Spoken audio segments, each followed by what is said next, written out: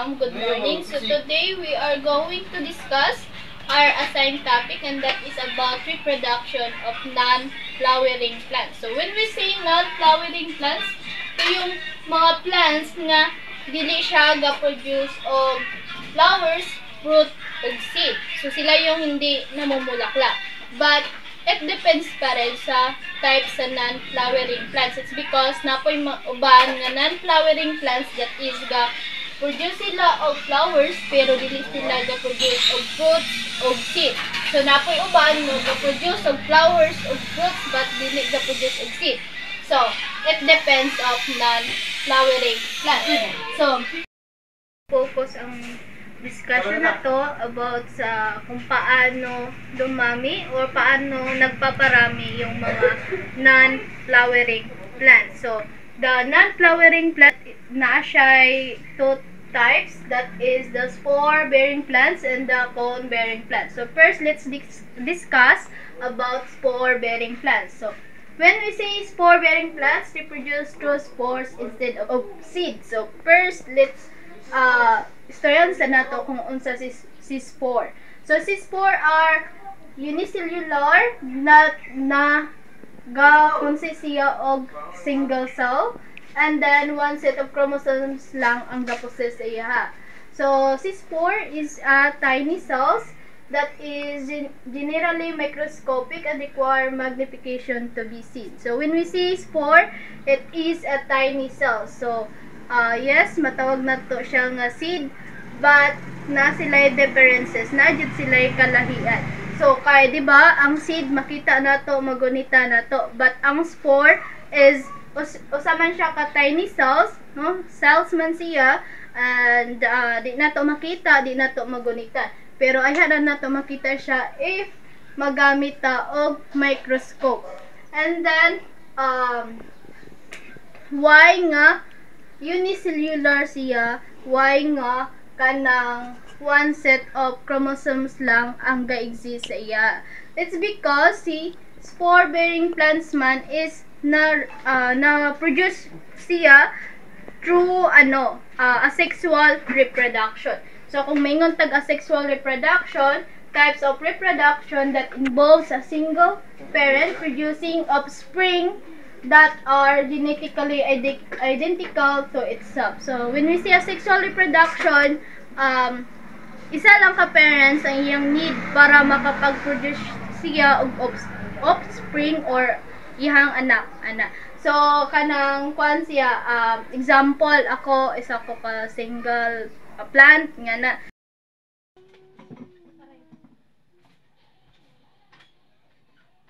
So when we say asexual reproduction, two parents contribute genetic information to produce unique offspring. So kung mayroon na pagtag sexual reproduction, both parents ang need para makapag-produce sila og offspring or ilang anak nga plant.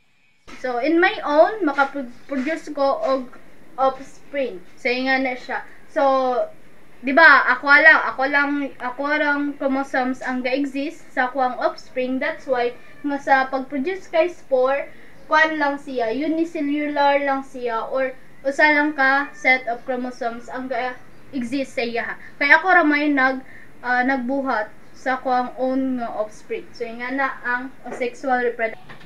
So when we say asexual reproduction, two parents contribute genetic information to produce unique offspring. So kung mayroon na pagtag sexual reproduction, both parents ang need para makapag-produce sila og offspring or ilang anak nga plant. So and then we have here the example of spore-bearing plants. So first we have ferns. So kailan namang goromon sa ning ferns? Ang Bisaya is pako. Wala siya ang ferns. Next we have another example, moses. Di siya makita gyapon sa kahuyan. Kani siya kaning green nga plants mo na siya ang moses. And the liverworts, ano siya?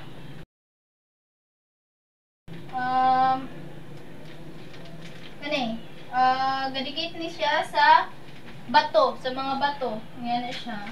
And then, another algae, no, lomot. Kanang nasa mga sa mga tubigan. Yan na. And mushroom. So, example, ang mushroom sa spore-bearing plants. And last, we have horsetails. Na siya. So, muna siya ang mga example sa spore-bearing plants nga wala sila ga-produce og seed, flower, o kanahang fruits. Muna siya ang mga example sa non-flowering plants. So, let's proceed to the cycle of cycle kung paano nagre-reproduce yung mga spore-bearing plants. So, dito natin malalaman kung paano sila nagre-reproduce o paano sila dumami. So, ako ang gagamit ng example kay si fern. So, this is the fern cycle. Kung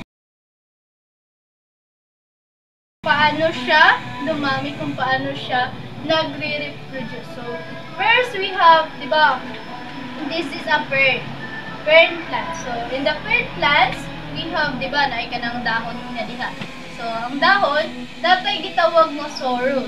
Ang sorus, makita na siya sa likod nga part sa fern. So, ingani siya, ingani ato makita sa likod nga part sa fern. So, na siya kanang mga circle na orange na siya, as you can see. So, muna siya to ang gitawag nga sorus. So, sorus niya, kay daghan, sorry naman kung isa lang. So, kay daghan mo siya, sorus atong tawag. So, si sorus, muna siya ang cluster. So, kuyanan sa mga spore.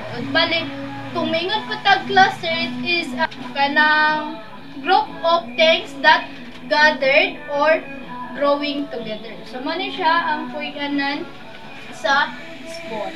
And then, sa sulod sa ning sorus, natay makita nga sporangium.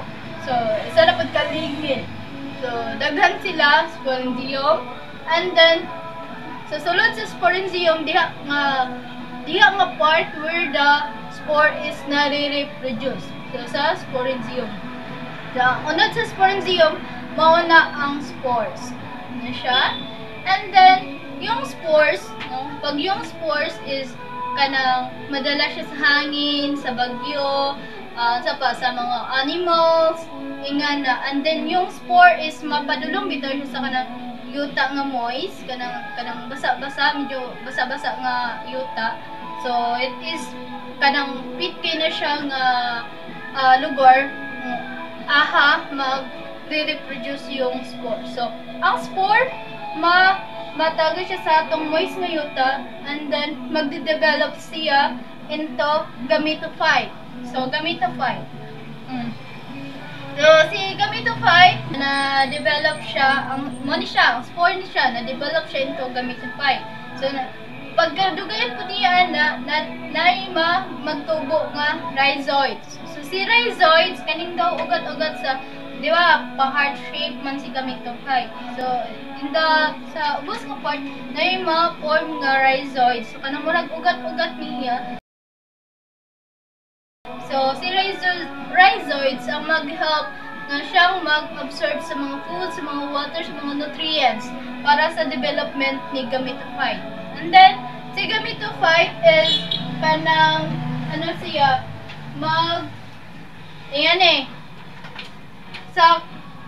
by the help of rhizoids, mag-develop siya into gametophyte, and then maka-develop na po siya og two types of reproductive organs sa kaning heart shape niya, si gametophyte. So, we have nga natay tawagon nga si Antheridium o si Archegonium. So, diri makita na to si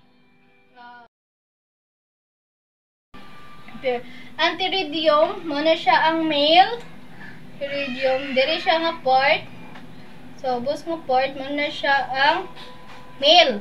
Bali, siya ang male. And then, si archegonium, muna siya ang female nga reproductive organ. So, si centeridium, siya ang mag-produce ng sperm. And then, si archegonium naman ang sa kung saan makikita natin yung egg. So, pag mag-produce yung antheridium ng sperm, then, ang sperm mag-travel siya padulong kay archegonium nga where makita na to ang egg. So, magde-develop yung sperm. And then, ang mangyayari, di ba, nga niya may tabo, mag-produce si antheridium of sperm, kaya siya man laki. Then, maato siya kay archegonium. Masulod siya kay archegonium where ang egg nga makita na to. And then, once nga makapasok na yung sperm sa archegonium, yung female nga saan makikita yung egg, is magde-develop na yung egg into an embryo. The embryo, kanang fetus, gamay kayo nga baby plant. Yan na. So, and after nga, kadugayon niya magde-develop yung embryo. So, pag uman niya mahimong embryo, and then, magde-develop siya into yung sporophyte. So, nana siya yung gamay nga dahon, pero gamay pa siya nga plant. Muna siya itong tawagon, yung sporophyte. Yung gametophyte, muna siya, and then, yung egg nga yung sperm na napunta kay egg niya, nag-develop siya into yung sporophyte. And then, antod sa, by the help of rhizoid, mag-absorb na po siya nutrients, food, water. So, mag-develop na po siya into adult sporophyte. So, more siya, mudako na siya, mudako. And then, natin gitawag ng rhizome. Si rhizome is kanang part dito nga. Mura siya mahimong puno aniya, pero pa horizontal. So, bali, magde-develop yung mga pedal heads. So, pag may ang pedal heads, katong itong dahon, nga nagloko pa siya, huwag pa siya nibuka siya. Wala siya itong gitawag na pedal heads. And then, front pod ang tawag sa dahon, sa fern, which is nakabuka na siya. Pedal heads naman kung nakaluko pa. So, diri, ang mga pedal heads, magde-develop diri sa punuan ni rhizome, untod sa mudaghan ang mga iyang dahon sa fern, nga na. So, mahimo na din siyang front. So, daghan na siyang dahon, nga na. And that is the cycle of bird, kung paano sila nag-reproduce. So, paulit-ulit lang yung ulit-ulit lang yung cycle nga na soros, and then sporangium, and then ang spore nag-develop na again siya ng gametophyte, and then si gametophyte magde-develop ng two reproductive, the antheridium and the archegonium, si kayong male and female, and then si antheridium magpo-produce na naman ng sperm, and then makapasok naman kay archegonium where ang egg makikita, and then magde-develop naman yung sperm na napunta kay archegonium into embryo, and then pagkatapos sa embryo magde-develop na po siya into yung gametophyte, and then adult sporophyte. Yung sporophyte to adult sporophyte. So, pabalik-balik, and then antod sa mudaghan sila, and then mudaghan. So, same rin kaya po sila, nga na po lang nawang sa fern, because, diba, as what I said, ang spore is one set of chromosomes lang ang ga-exist sa iya ha. It's because one parent lang ang nagbuhat siya ha, nag-reproduce siya ha. So, walay nakalahit nga naong sa fern, so yun na ba, identical lang sila tanan sa naong sa fern, walay nakalahit. It's because one set of chromosomes lang ang ga-exist sa ilaha. So, that's all. I hope na nasabtan ninyo, and thank you for watching.